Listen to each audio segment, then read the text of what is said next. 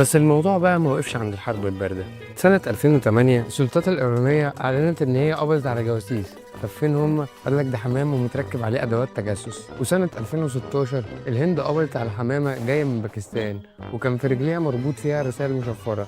وهنا قررت السلطات الهندية إن هي تحبس الحمامة دي لأنها تعتبر مشتبه فيها. وآخرها كانت سنة 2020 الهند برضو فضلت تقبض على حمام بيجي عن طريق باكستان متركب فيه أدوات تجسس. يعني الموضوع مش هزار، هنا في حكومات وشعوب بتتعامل مع الحمام إنه درون طبيعي مش مخلوق خالص. فهل ده حقيقي بقى ولا مجرد تهويل؟